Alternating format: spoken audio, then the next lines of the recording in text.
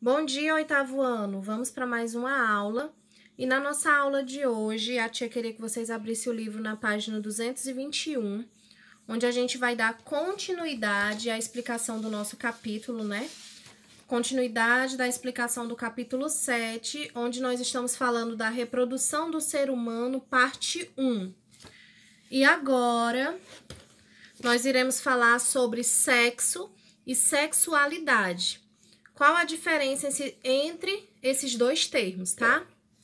Bom, gente, a reprodução humana, ela envolve o sexo e a sexualidade, tá? São dois termos comumente utilizados como sinônimos. No entanto, eles têm significados diferentes, tá certo? O sexo, ele se refere ao ato sexual entre duas pessoas, proporcionando prazer sexual entre ambas. Já a sexualidade, gente, por sua vez, está ligada ao sexo. É a afetividade, ao prazer, ao carinho, aos sentimentos de amor e de respeito, além de gesto, dos toques e intimidade entre duas pessoas, tá? Todos esses fatores, eles são diretamente influenciados pela cultura e educação que os indivíduos recebem, tá bom? Então, a palavra sexo se refere ao ato sexual entre duas pessoas. E a sexualidade está ligada ao sexo, porém, é a afetividade, o prazer, o carinho, o sentimento, o respeito entre essas duas pessoas, tá? E aí, para que a gente possa entender melhor, o nosso livro nos traz aqui um textozinho, onde tem como título Respeito e Tolerância. A tia vai ler para vocês, a tia pede que vocês acompanhem. Um aspecto importante relacionado à sexualidade envolve a tolerância e o respeito à orientação sexual do outro. Existem pessoas que têm diferentes atrações afetivos sexuais. A esses tipos de atração se dá o nome de orientação sexual. Ou seja, falamos de orientação sexual e não de opção sexual, pois a sexualidade, ela envolve uma série de fatores culturais, religiosos, entre outros, e não se opta por uma ou outra forma de afetividade. Não se deve discriminar pessoas de diferentes etnias, crenças, culturas ou gênero. Pessoas altas ou baixas, gordas ou magras, ricas ou pobres, com ou sem deficiência. E o mesmo vale para a sexualidade. Assim, a homofobia, que é a aversão de pessoas não heterossexuais, não se justifica da mesma forma de qualquer outro ato discriminatório que possa gerar violência, tá? Então, esse textozinho, gente, é muito importante porque ele nos trata, né, nos mostra, nos retrata sobre o respeito e sobre a tolerância, tá bom? Dando continuidade, nós vamos começar a entender como que acontece essa reprodução humana, tá bom? Nós sabemos que a reprodução, ela é um processo que permite a formação de um novo indivíduo, não é verdade? Essa formação, gente, envolve diferentes processos, que é o que nós vamos estudar agora detalhadamente, tá bom?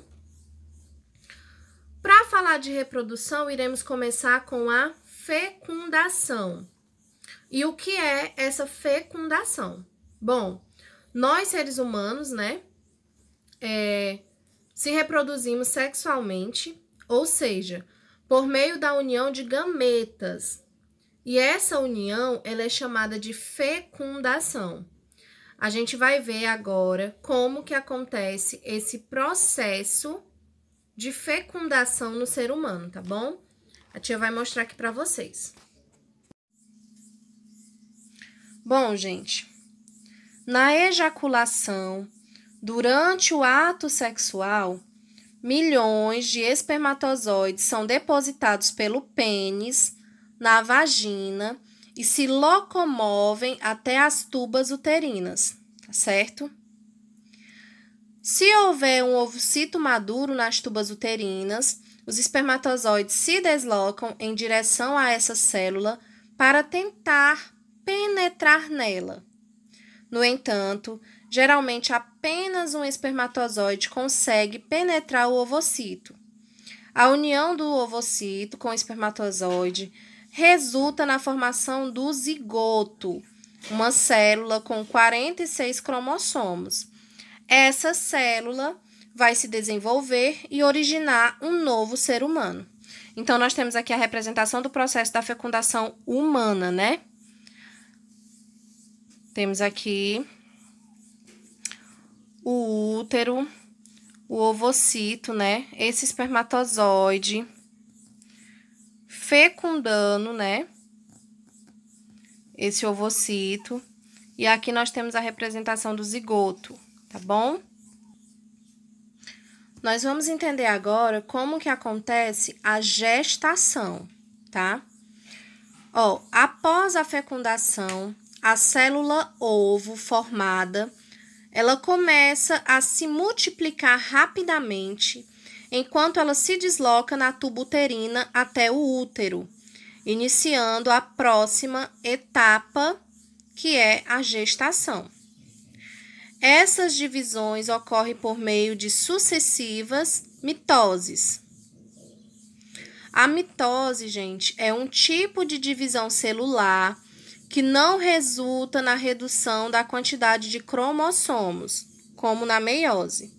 Ou seja, na mitose, uma célula com 46 cromossomos origina outra célula com 46 cromossomos. E agora nós vamos observar aqui as primeiras divisões desse zigoto, tá?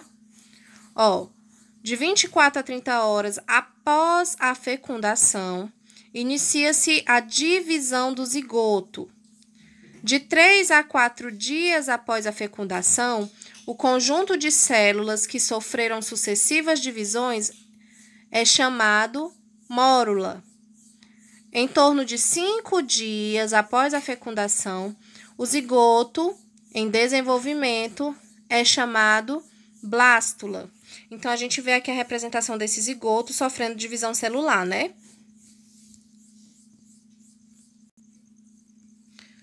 Após 4 dias, gente, ainda em estado de mórula, o novo indivíduo em desenvolvimento, ele chega ao útero, onde vai se instalar. Em torno de 6 dias após a fertilização, a blástula se adere ao útero. Nos primeiros estágios, no interior do útero, o ser humano em desenvolvimento é chamado de embrião. E aqui nós temos a representação do processo de ovulação até a implantação desse embrião, tá? Nós temos o ovocito, o espermatozoide, onde fecundado se transforma no zigoto. E aí nós temos a divisão celular. Nós temos o embrião na parede do útero, né? Como a gente pode ver bem direitinho essa representação aqui. E aí, gente, essa gestação, ela dura em média 38 semanas a partir da fecundação. E aqui a gente vai ver esse esquema da gestação humana após a implantação desse embrião no útero, tá bom? Ó, aqui nós temos a representação da localização do útero humano. E aqui nós temos o embrião, tá? E agora, vamos entender melhor. Começando por essa imagem, né? Aqui é uma representação do embrião se implantando na parede do útero. E aqui em A nós vamos ter, ó, cerca de 10 dias após a fecundação, o embrião está completamente implantado no endométrio do útero.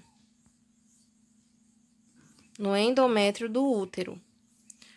Inicia-se, então, a formação de anexos embrionários. Aqui B. A partir da terceira semana de gestação, inicia-se a formação do sistema nervoso do embrião e também da notocorda, estrutura que dará origem à coluna vertebral. A partir da quarta semana, há a formação dos órgãos e do tecido do corpo. Ao final de 8 semanas, o embrião ele já possui encéfalo, coração, fígado, membros, orelha, nariz e olhos. A partir da 9ª semana de gestação, o novo ser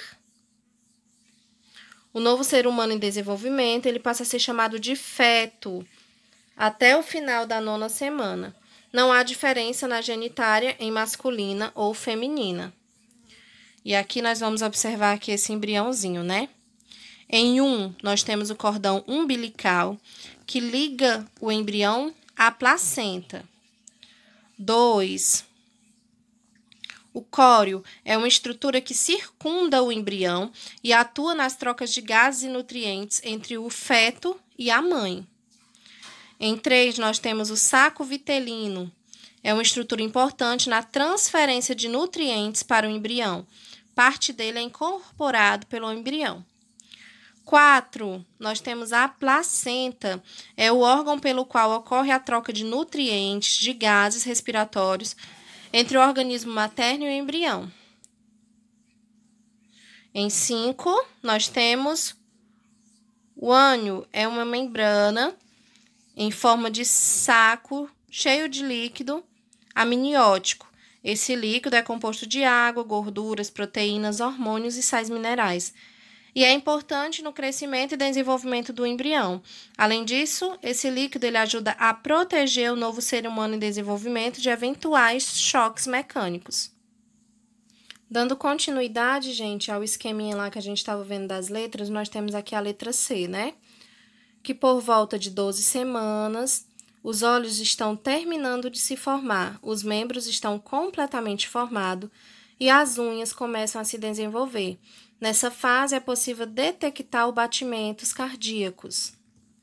Em D, no final do período embrionário, ocorrem os primeiros movimentos do ser humano em desenvolvimento. No entanto, é somente a partir da 17ª semana que os movimentos do feto, conhecidos como chutes, podem ser percebidos pela mãe. Nesse período, os ossos são visíveis e já é possível determinar o sexo do bebê. Em E, em 26 a 29 semanas, o feto já tem capacidade de respirar o ar atmosférico. Caso haja um nascimento prematuro, seu sistema nervoso já está amadurecido, o que contribui para os movimentos respiratórios. Além disso, ele é capaz de controlar a temperatura do corpo. E em F, fetos com 30 semanas já estão com os olhos abertos e reagem à luz. Nesse período, o feto ganha massa, principalmente gordura, fazendo que a pele se torne mais esticada. E aí, gente, em alguns casos de gravidez, né, pode ocorrer a formação de 2 ou de mais embriões. Quando isso acontece, nascem os gêmeos, que podem ser idênticos ou fraternos. E aí, a tia pede que vocês acompanhem comigo na página 226, onde a gente vai entender o que são esses gêmeos idênticos e o que são esses gêmeos fraternos. Os gêmeos idênticos, gente, se formam a partir de uma única fecundação, ou seja, um só ovocito é fecundado por um espermatozoide.